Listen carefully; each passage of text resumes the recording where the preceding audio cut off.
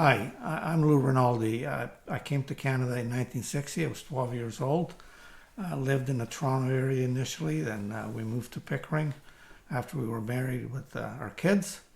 And in 1980, we moved to Brighton and we bought Brighton Speedway. So my wife and I, along with four little kids, run the Speedway for a number of years. And now my son runs it, and his wife and kids. So when we did move to Brighton and we operated a Speedway, we never ran a Speedway before. It was new for us, but it was certainly interesting because I've always been involved in the automotive sector. I was in the parts business. I was a licensed mechanic back some time ago. The other piece is we always wanted to move away from the city, move out in the country. So this became our home for the last 40 some odd years. Brighton Speed was a dirt track. It's been established since 1967, centennial year. Actually, to be precise, June 1967, and the track was built by a local resident, Lou Rinaldi. Unfortunately, Lou is no longer with us. It was more at that time more for his enjoyment, I guess. And then there was another gentleman, Bob Gibson from Oshawa, that had it for 4 years, and so in 1980 when we bought it, I believe, I can't be certain, but we're probably the longest owners of a family-owned business of speedways in Ontario, at least, if not Canada. So my son has taken over in the last 5-6 years, and we were a big stimulus to the community. In the summer, we hire between 50-60 people. The majority of them are part-time, although we have a couple people that work at Speedway full-time. I become just a gopher, to be fair. My son and daughter-in-law are doing a great job. So we run different classes of cars at Speedway, from beginners. 5-6 years ago, my son also started a go-kart club where we have kids on Thursday nights. We have a special little track that we built, and every Thursday night in the summer we have a go-kart racing, and there's about 50-60 up to age 18 that can race, and some of them are moving up to the other classes. And then we have on Saturday, mostly Saturday nights, we have 4 division of different cars. Starting from beginners to highly modified race vehicles that also compete in some other tracks, mostly in Ontario. We're a dirt track. We're one of 7 dirt tracks in Ontario that are still racing every week. And that brings both drivers and spectators from quite some distance. Special events like sprint cars. That's the cars with big wings on the roof to help put pressure to make them a little bit more. They can go higher speeds because they have a lot more traction. And those cars as well, sprint cars, are unique. They're at the Speedway. They've been 5 events each year. They don't use gasoline because they've got very powerful engines. They use alcohol. The cars that burn alcohol, they don't see the flames if there should be a fire. Not that it happens, very, very rare, if any. But you can only go by feel the heat when you get close to the car, and then you know if it's really warm. So that the crews that look after the safety part of the Speedway, they wear special suits. So if they feel the heat, they know there's a fire, and then we use special chemicals to put that fire off. Also, the paramedics, there's the occasion where you have to use them, very, very rare. I can remember one instance, we had to call actually backup ambulance 3 times because there were 3 what we thought serious injuries. Touch wood, with the exception of a broken finger or some to that extent, we never had any serious injuries determined from racing practice. I will also touch on a bit about my own family. One of my sons, actually, Mark, that now him and his wife run Speedway. He raced for a couple of years, But it got a bit challenging because other competitors thought that my son would get some kind of favoritism. But anyways, he started taking over the operation of the track, and it got to be too much to race and run the Speedway. But now two of his kids race on every Saturday night. One of them runs a very, or up to this year, a basic car, one of our lowest class, what we call a four-cylinder division. And his brother, his older brother, runs in a modified division.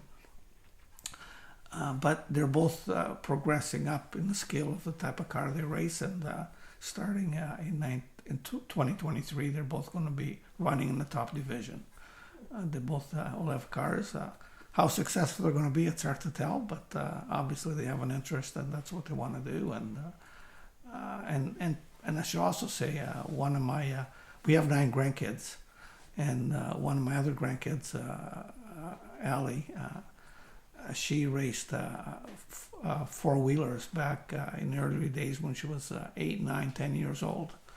And then, of course, school took over, and she gave it up. But that was very much, it was a lot of fun. And one time we used to race, have special races with four-wheelers and do buggies and motorcycle. Now we just have motorbike and monster truck shows, strictly for entertainment purposes. One of the big attractions at the Speedway that, it's something that I thought I'd never take off, but that's school bus races. And we have them twice a year, once in June and then one at the very last event of the year. Who would want to come and watch school bus races? It'd be boring. That was my interpretation of it. But nevertheless, they had a sellout crowd. They ran out of foods in all the concession. It was that successful. So from then on, obviously, they carried that tradition on. I must tell you that the drivers that drive the buses, they really do it for fun, although there's some competitive aspect to things. So they paint their buses funny colors and all that kind of stuff. And one particular year, one of the bus drivers took Bristol board and put pictures of kids in the side windows of the bus, and as if they were going around. Of course, now it's dark. I mean, there's Speedway's lit up, so these pictures really reflect that. People thought they were real kids, and they were just going crazy. But yeah, so it's just a fun event. Some people refer to us as a racing facility, which we are.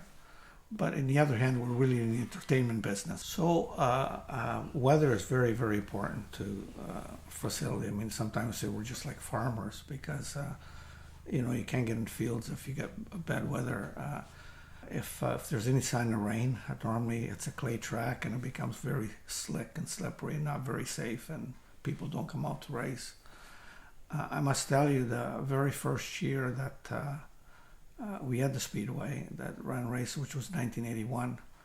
We had no rain whatsoever all summer. We had an exceptional year, and lo and behold, year 2, it rained 19 weekends out of 20. And of course, that's to business, and it was a bit of a challenging year to say the least. But we survived, and hence we're here today. The racing season, it's from beginning of May to the end of September. It's really an all year round activity or work, because you have to get schedules ready for the next year. You have to have your racing calendar. You have to get sponsorship, because that's a big part of keeping the doors open.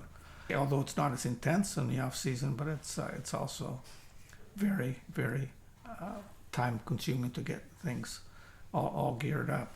There's always a lot of work, even during racing season, to keep things upgraded. There's every week, it's a ritual. The track needs to be graded. We have the equipment to make it smooth again, because it does get rough. And get all the equipment to make sure that they work. Make sure that all your concessions are up and running. You might have to do some work in the bleachers to make sure that they're safe.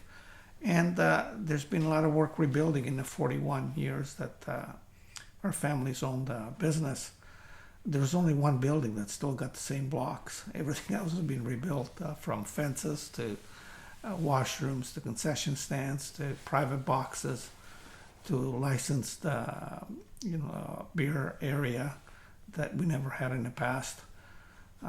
And we've also had the good fortune of having some famous drivers visit the Speedway. A former NASCAR champion, Kenny Schrader, and Donnie Biederman, who's a Canadian top driver back in 80s, early 90s. He actually raced at the Speedway more than once. Those are normally big draws. Well, more than a couple of times, we've had sellout crowds. And, COVID put a bit of a damper. For a couple of years, actually, we weren't able to race. But since that's past us, we hope, we've had record crowds and a record number of drivers that still come out every week. This is our 42nd year as a family-owned business. We must say that we love being here in Brighton. I mean, this has become home for me and my family. I mean, we raised our kids here. Now we have some grandkids growing up here as well. We've always been able to work with the community, and we're really, really proud to be part of the Brighton community, both business and on a personal level.